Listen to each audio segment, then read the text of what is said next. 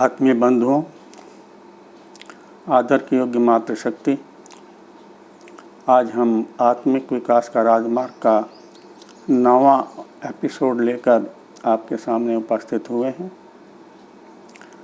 परम पूज्य गुरुदेव और वंदनीय माता जी के सूक्ष्म उपस्थिति में बातचीत करने से पहले हम सब मिलकर एक बार गायत्री मंत्र का उच्चारण करेंगे। ओम भूर्भुवः स्वः तत्सवितुर्वरेण्यं भर्गो देवस्य धीमहि धियो यो नः प्रचोदयात्। आत्मीय बंधुओं, पिछले एपिसोड में हम उपासना, साधना, आराधना के क्रम में उपासना पर चर्चा करते हुए गायत्री मंत्र की उपासना तक पहुँचे थे। पिछले एपिसोड में हमने गायत्री उपासना पर चर्चा की थी। आज आगे बढ़कर उपासना के कुछ अन्य पक्षों पर विचार करते हैं। मंदिर दर्शन, तीर्थ सेवन,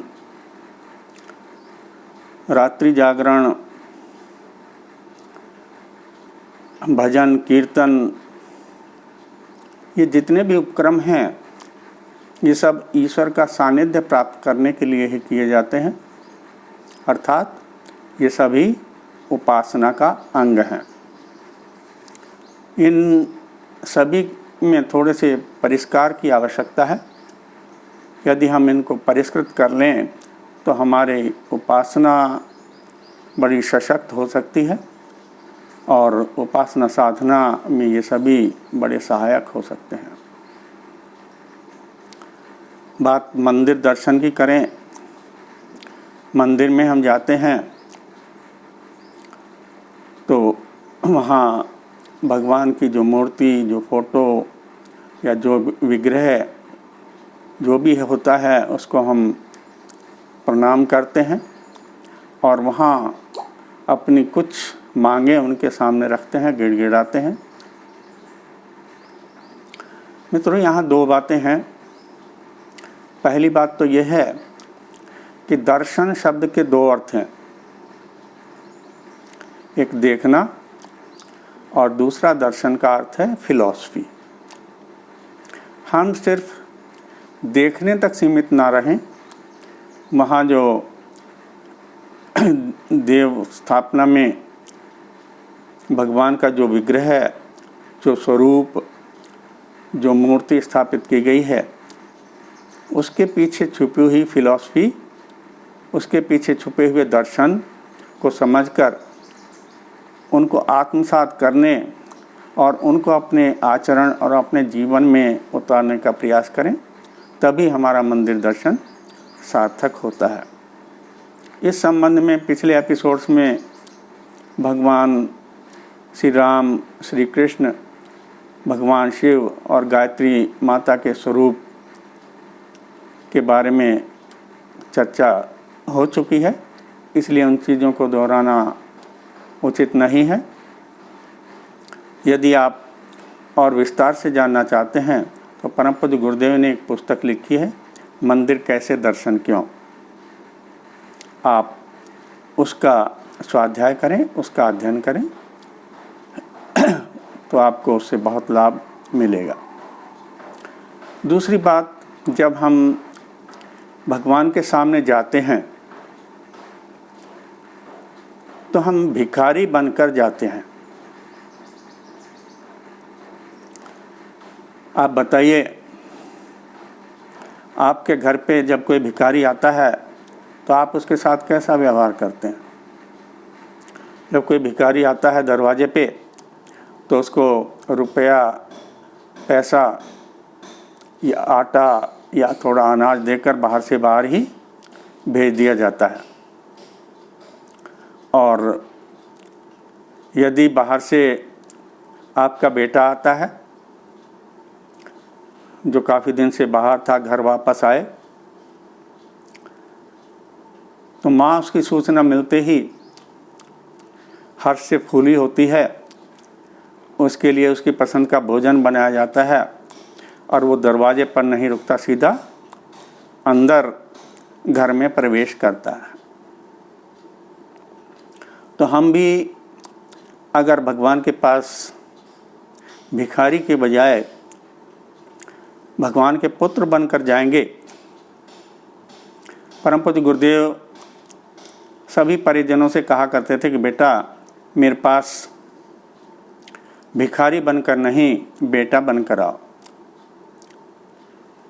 यदि बेटा बनकर आते हैं तो गुरुदेव कहते थे कि पिता की जितनी संपत्ति होती है, जितनी संपदा होती है, प्राकृतिक रूप से ही बेटे का उस पर अधिकार आ जाता है, उसका अधिकारी बन जाता है। और जब भिखारी बन के जाते हैं तो वही बात जो अभी आपको बताई गई वही होता है कि भिखारी का स्तर सिर्फ बाहर के गेट तक रहता है और उसे थोड़ा बहुत देकर वापस भेज दिया जाता है। तो इसलिए हमें भगवान के पास जब भी हम जाते हैं भिखारी बनकर नहीं, बेटा बनकर जाना चाहिए। इसी प्रकार तीर्थ सेवन आजकल पर्यटन में बदल गया है। हमें तीर्थों की गरिमा को दोबारा से स्थापित करना होगा, क्योंकि तीर्थ चेतना भी अपना प्रभाव खोती हुई चली जा रही हैं, क्योंकि वहाँ तीर्थों में जो शक्ति होती है वो जप और साधना से उत्पन्न होती है, जो कि अब तीर्थों में कम होते जा रहे हैं। इसी प्रकार बात आती है रात्रि जागरण की। रात्रि जागरण एक उपासना का बहुत सशक्त माध्यम है, लेकिन वहाँ भी हम भटक रहे हैं। आपने अपने घर के आसपास नवरात्रों के क्रम देखे होंगे। माँ मुरादें पूरी कर दे, हलवा बांटूंगी। इस लाइन को लेकर परम पूज्य गुरुदेव बहुत लताड़ते थे, झाड़ते थे। वो कहते थे कि तुम ही तो पैदा हुए हो भगवान को हलवा खिलाने वाले। भगवान ने क्या कभी हलवा देखा है? एक हलवे का लालच देकर आप अपना मांग पत्र भगवान के सामने रखते हैं। भगवान को हमने अपने स्तर से भी नीचे गिरा दिया है। इतना ही नहीं, कुछ दिन पहले हमारे पड़ोस में एक रात्रि जागरण का क्रम था, तो उसमें तो उन्होंने एक गीत के भजन के माध्यम से इतनी लंबी चौड़ी लिस्ट भगवान को सौंप दी। मेरे घर में फ्रिज रखवा दे, मेरे घर में कूलर रखवा दे, पता नहीं क्या क्या दुनिया भर का सामान भगवान से मांग लिया। मित्रों, ये ना तो धार्मिकता है, ना आस्तिकता है और ना उपासना है। कीर्तन बड़ा गहरा शब्द है। कीर्तन कीर्ति शब्द से उत्पन्न हुआ है। कीर्ति अर्थात भगवान का यश।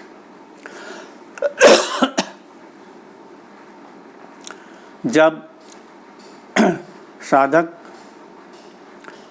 भगवान के निर्माण को देखता है, भगवान की सृष्टि को देखता है, तो उसके अंदर से जो भगवान की कीर्ति प्रस्फुटित होती है, जो भाव जागृत होते हैं, जो भाव फूटते हैं, जो संगीत उभरता है, वो वास्तव में कीर्तन होता है।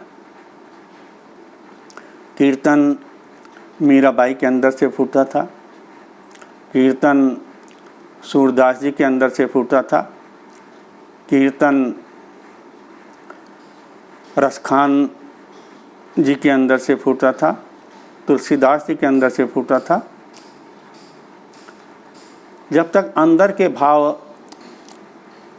संगीत में नहीं जुड़े होंगे, तब तक वो कीर्तन नहीं होता।